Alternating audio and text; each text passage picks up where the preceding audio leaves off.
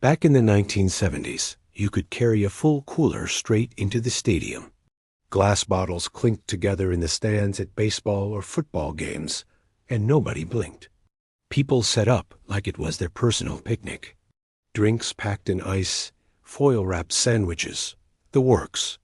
Security barely gave a glance, and ushers just nodded with a grin. Playgrounds were tough and unforgiving then. They had wild spinning contraptions. Kids launched at dizzying speeds, and the ground was nothing but bare concrete. No mulch, no padded mats, just scraped knees and bruised elbows.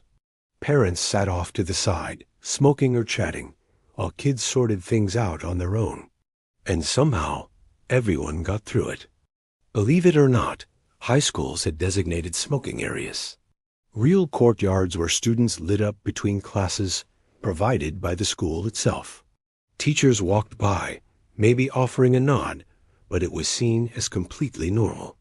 A haze drifted across the yard, and nobody thought twice until later during the gas crisis. Back then, odd-even rationing controlled when you could fill up, depending on your license plate number. Folks, desperate for reserves, stashed gasoline in milk cans, glass jugs, even old coffee tins in their garages.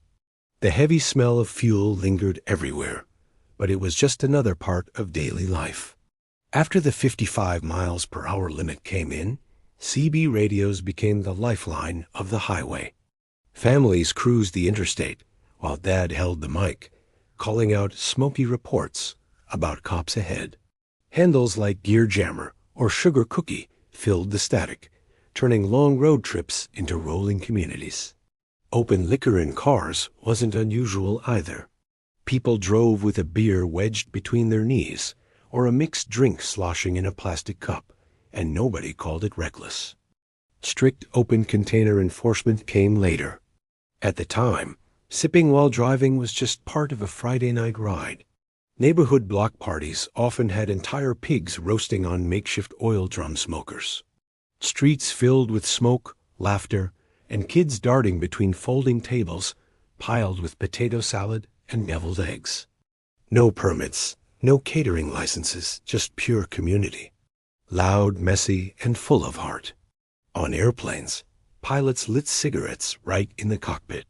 Passengers barely noticed because the cabin was already clouded with smoke from rows behind. Ashtrays were built into every armrest, and the smell of burning tobacco was as much a part of flying as the engine's steady hum. Neighborhood movie nights meant someone renting a 16mm film, draping a sheet across the garage, and telling folks to bring their own booze. Families dragged out lawn chairs, set coolers down, and settled in beneath the stars. No licensing, no permits, just the rattle of the reel, popcorn popping, and kids laughing in the dark. Snow tires often had metal studs back then, biting into frozen roads. They shredded asphalt, leaving deep grooves behind, but in many states it was perfectly legal. The crunch of studs on pavement was part of winter's soundtrack, even though spring thaw revealed streets scarred and worn. Flying coach came with free drinks, real ones. Flight attendants wheeled carts down the aisle, pouring whiskey, gin, or wine for anyone who asked. No ID checks, no extra fees. At 30,000 feet, travelers toasted like it was a cocktail party. Even the cheapest tickets felt luxurious. Roller rinks glowed under disco lights, thick with cigarette haze. Ashtrays lined the snack counters. Parents puffed on the bleachers, and even the DJ sometimes spun records with a cigarette dangling from his lips. No one called it secondhand smoke. It was just the Friday night vibe. Truck parades rolled through town, tossing candy straight into the crowd. Kids darted dangerously close to bumpers, grabbing gumdrops and Tootsie Rolls. Parents clapped along, grinning wide. Today, safety officers would sound alarms, but back then it was simply small-town summer joy. Cigarette companies sponsored county fair booths, handing out free matches, hats, lighters, even sample packs. Families strolled past with children in tow, nobody raising an eyebrow. Tobacco banners hung on racetrack walls, carnival rides, and county gates. It was advertising at its boldest, long before regulation pushed it from sight. Concerts in the 70s meant festival seating. Fans surged forward the moment gates opened. No rows, no barriers, just a crowd pressed tight against the stage. Chaotic, risky, loud, but unforgettable. Today, security and assigned seats have tamed the chaos into memory. City buses in the 1970s came fitted with ashtrays on the floor and little flip-open ceiling vents. Drivers often puffed away with one hand on the wheel, while passengers smoked freely behind them. The air grew hazy with tobacco, but nobody filed a complaint. That was just the normal atmosphere of public transit in those years. Backyard pools usually had no fences, no alarms, and no self-locking gates. Neighborhood kids wandered in on hot afternoons to cool off, sometimes with no parents anywhere in sight. It wasn't viewed as a liability or a danger, just part of summer freedom. Today, that same scene would trigger lawsuits, insurance headaches, and safety inspections overnight.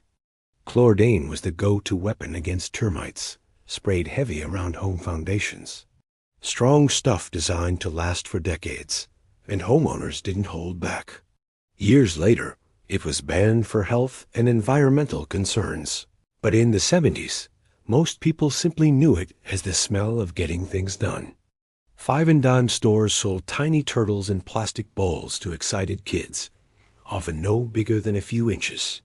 Nobody warned about salmonella, and children played with them right on the kitchen table. Not until 1975 did the government ban turtles under 4 inches long.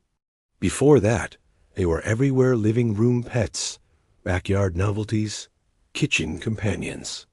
Detergents and dish soaps in the 70s were loaded with phosphates. They softened the water, made dishes sparkle, and created mountains of suds. But those same chemicals fed algae blooms downstream. Back then, hardly anyone thought about what flowed out with the rinse water. The only focus was on brighter clothes and foamy sinks that looked satisfying. Municipal dumps often burned at night. Garbage trucks dropped their loads. Someone struck a match, and soon smoke curled skyward. Kids sometimes biked out just to watch the flames, while adults barely noticed. Recycling programs were still years away, and open burning was simply how cities managed trash. For kids on bikes, helmets were nearly non-existent.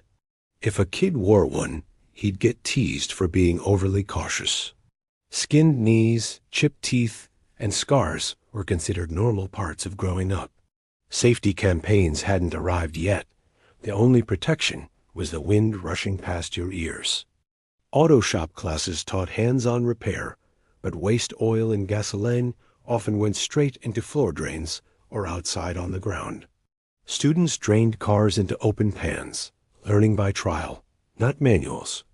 Today, the EPA woodjet bit down instantly. Back then, it was just shop class. Families often removed early catalytic converters and smog pumps from brand new cars.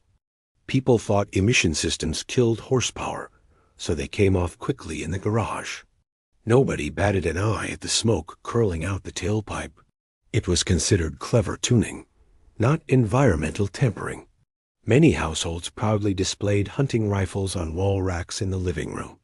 Windows stood open, summer breezes rattled the screens, and theft or liability wasn't a worry. Firearms were seen as tools, not taboos. Guests might admire the craftsmanship rather than raise concerns. Home fuse boxes weren't always maintained safely. If a fuse blew, plenty of folks shoved a penny behind it and screwed it back in. The lights came back, but so did the fire risk. It was called the poor man's fix, praised as clever, but leaving houses one spark away from disaster. Little league fields were lined by hand, often with lime tossed directly from a bucket. Kids ran through dust clouds, coughing and laughing without concern. Coaches wiped their hands on their pants and went right back to the game. Masks, gloves, or protective gear. Nobody used them. Hitchhiking wasn't just for strangers. It became part of everyday ride sharing, especially during the gas crunch. If someone was heading the same way, a neighbor would pull over with a simple hop in. It wasn't considered dangerous or odd. Sharing cars was practical, whether with friends, neighbors, or complete strangers catching a lift. School field trips sometimes marched straight through working factories. Kids walked within arm's reach of stamping presses, molten metal, or fast-moving conveyor belts, guided only by a teacher pointing things out. Hard hats and safety goggles weren't part of the plan. It was considered learning by seeing, not risk management. Students came to class in their everyday clothes. No special uniforms required. The lessons stuck with them for life, even if they carried a touch of danger. In the 1970s, walking into a bank with a check often meant instant cash. No photo ID, no electronic verification, just a signature and a smile. A familiar face behind the counter might glance at the balance, then hand over the bills. It was a trust-based system that feels almost impossible in today's fraud-conscious age. Teenagers routinely worked late-night shifts at gas stations, diners, and corner shops, sometimes barely old enough to have a license themselves. Labor laws weren't tightly watched, and kids spent hours handling money, pumping gas, or flipping burgers on their own. Parents saw it as building responsibility. Today, the same thing would raise legal red flags and safety concerns immediately. When police caught a teenager out past curfew in the 70s, the usual result was a stern talk and a ride home. No tickets, no paperwork, no court appearances, just a warning to scare a kid straight. Officers saw themselves more as community guardians than bureaucrats. That kind of leniency feels rare in modern policing. Sending a child to fly alone was easy. A paper ticket, a little pin with the airline logo, and a flight attendant casually keeping an eye out. No TSA checkpoints, no IDs, no background checks. Parents waved goodbye at the gate, and kids boarded with a sense of independence and adventure. It was travel built on trust, not red tape. Household cleaning products in the 1970s had minimal warnings, and almost none came with child-proof caps. Strong chemicals like bleach, ammonia, and lye sat brightly packaged under kitchen sinks. Parents relied on teaching caution, though accidents happened often. Compared to today's bold hazard labels and safety locks, that old packaging seems reckless, but back then it was standard practice. Beauty salons carried a signature mix of cigarette smoke and aerosol hairspray. Customers sat puffing under giant hair dryers, while stylists sprayed clouds of CFC-laced lacquer overhead. Sometimes no smoking signs hung ironically above the haze, but nobody thought twice about it. It was just part of the routine. Police cruisers had no cameras, no cages, and no partitions, just a single bench seat.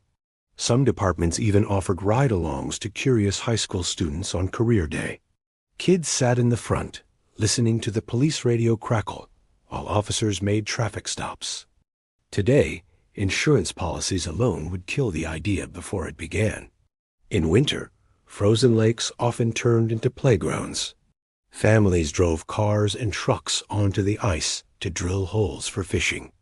No permits, no safety ropes, just faith in the thickness of the ice.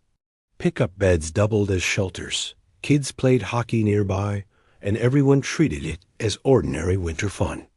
Drugstores sold glass thermometers filled with mercury and even reusable glass syringes. Parents sterilized them at home and reused them for years. They were staples of the family medicine cabinet. Nowadays, the idea of mercury in a child's mouth or syringes in the kitchen drawer would raise instant alarm. Public fireworks shows were often volunteer efforts. Locals lit fuses in a parking lot, using coffee cans for spent shells and a rope as the only barrier. Families sat on blankets just a few yards away, flinching at every explosion. Professional crews and heavy regulations came later. In the 70s, it was all small-town spectacle. Farm kids as young as 12 or 13 regularly drove tractors and wagons along public roads during harvest season. A passing wave from a sheriff was all the approval needed. No flashing lights, no escort vehicles, just a kid pulling a load of grain proudly, part of the family's work. Today, the same scene would bring tickets and plenty of questions. Science class sometimes meant homemade rocket launches. Students used baking soda and vinegar, or sturdier metal rods for more ambitious projects. Goggles weren't handed out. Safety gear wasn't expected. Teachers clapped proudly as rockets soared skyward, thrilled just to see something fly. Today, the risk assessments alone would cancel the experiment before it began. Backyard tire swings dangled from weathered ropes tied high in old trees. Hard-packed dirt lay below, not foam padding. Kids piled on two at a time, spinning and crashing into each other, laughing through the bumps and bruises. Parents watched from the porch, or didn't watch at all. Rough-and-tumble childhood was just considered part of the fun. Dropping off film meant the clerk behind the counter opened your envelope and flipped through every print, sometimes saying, "That's a great shot of the kids," or "Looks like a nice trip." Privacy wasn't part of the process. Strangers handled every memory, from birthdays to vacations, and it was accepted as normal in the days before digital cameras. Steering wheel spinners, those single-hand knobs bolted to the rim, were common on family cars. People loved how they made tight turns and driveway parking effortless, and you could buy one at any gas station. They could slip or spin unexpectedly if misused, but liability wasn't the concern then. Convenience and that slick, confident feel mattered more. Many rural roads twisted along cliffs or blind curves without a single guardrail. A yellow warning sign was considered enough. Drivers knew to slow down, but wrecks were frequent. Today, the lack of barriers would be unthinkable. Yet back then, it was simply part of country driving. Shop class sometimes involved pouring molten aluminum into sand molds. Kids in t-shirts and sneakers handled glowing liquid metal, sparks flying, with nothing more than a teacher's reminder to be careful. No gloves, no face shields, no goggles. They learned real-world skills, but under risks no modern safety code would ever allow. Teenagers with a love for science could order full chemistry sets by mail flasks, burners, condensers, without question. Advertised as educational, they gave kids the chance to experiment with volatile reactions right at home. Parents rarely hesitated. That kind of hands-off trust feels almost impossible in today's tightly regulated world. Traveling vendors once rolled through neighborhoods in vans, sharpening knives and scissors right at the curb. Housewives stepped out with kitchen blades in hand, chatting while sparks flew from the grinder wheel. Payment was small cash, no receipts or schedules. The practice faded quickly, but in the 70s, it was a regular sight on quiet streets.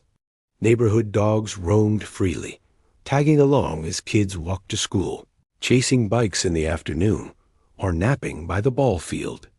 Leashes were optional, collars sometimes missing, but everyone knew which dog belonged to which house. Strays blended in, and nobody worried. It was a carefree era, before leash laws and lawsuits made it rare. On cold nights, many homes relied on kerosene heaters, even in rooms with barely cracked windows. The smell lingered, but it kept the chill away.